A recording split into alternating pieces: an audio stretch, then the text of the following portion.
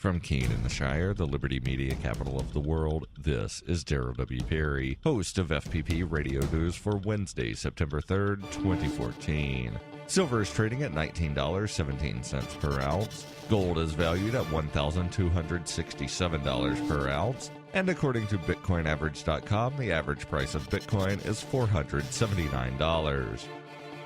Antiwar.com reports there has been wide speculation about the overall cost of Israel's nearly 2-month-long war on the Gaza Strip. Defense Minister Moshe Ya'alon stepped in yesterday to say the direct military cost of the war was about $9 billion. Ya'alon insisted the war would have been worth it at 3 times the price, citing the huge damage done to Hamas. A new poll showed Hamas is actually more popular in the Strip after the war. $9 billion is a huge chunk of Israel's annual $14 billion military budget and over 2 years' worth of U.S. military subsidies. That's only the direct military cost, a fraction of the overall cost to the Israeli economy, as the war hugely hurt the nation's important tourism industry. The Israeli government has struggled to sell the war as a great military victory, but apart from a large civilian death toll, there was very little measurable consequence to the war at all, and with Israel already facing a budget crisis over military spending, it wasn't a great time to dump money on a pointless war.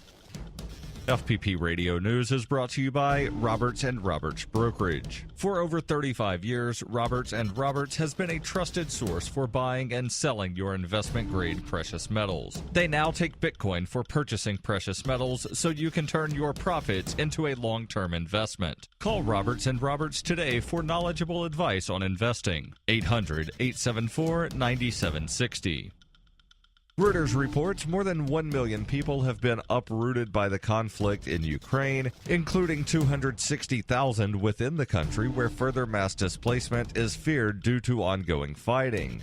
The United Nations said on Tuesday some Ukrainian nationals have fled by motorcycle to Russia, while others have escaped the crisis by spending the summer months at European spas or visiting grandparents. Vincent Cochetel, director of the UN High Commissioner for Refugees Bureau for Europe, told reporters in Geneva, "It's safe to say you have over 1 million people now displaced as a result of the conflict, internally and externally together. That total includes 814,000 Ukrainians now in Russia with various forms of status, as well as compatriots who have fled to Belarus, Moldova, and the 3 Baltic states and the European Union. Of the 814,000 Ukrainian nationals who have entered Russia this year, 260,000 have applied for some sort of protective status. The remaining 554,000 have arrived on the basis of a visa-free regime, allowing them to stay up to 270 days. Cochetel added, "We see them arriving sometimes by foot,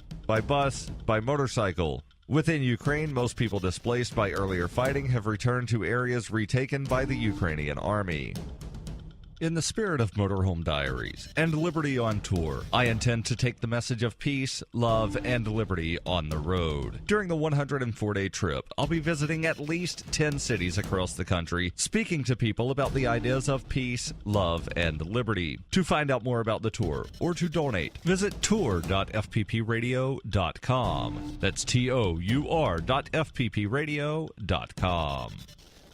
Antiwar.com reports the Pentagon has confirmed an attack on Somalia on Monday, but offered no details until Tuesday morning, confirming it was a drone attack with several Hellfire missiles fired along the southern Somali coast. Perhaps even more interesting, President Obama is said not to have given specific authorization for the attack. The Pentagon says they had actionable intelligence that Ahmed Abdi Godane was in the area, and that this was the reason for the strike, and that President Obama had authorized any attack the Pentagon might want to launch that might hit Godane, so they didn't need a permission slip for this one. There were a number of people killed, though the Pentagon so far suggests they haven't identified any of the slain and can't confirm if the intended target, Ahmad Abdi Godane, a top al-Shabaab leader, was even present. Pentagon officials expressed hope that Godane was killed. As with so many other drone strikes targeting leaders of various factions, the U.S. seems to just lob missiles into the general direction of some people and then cross its fingers that it hit what it meant to. This has been FPP Radio News, online at fppradio.com.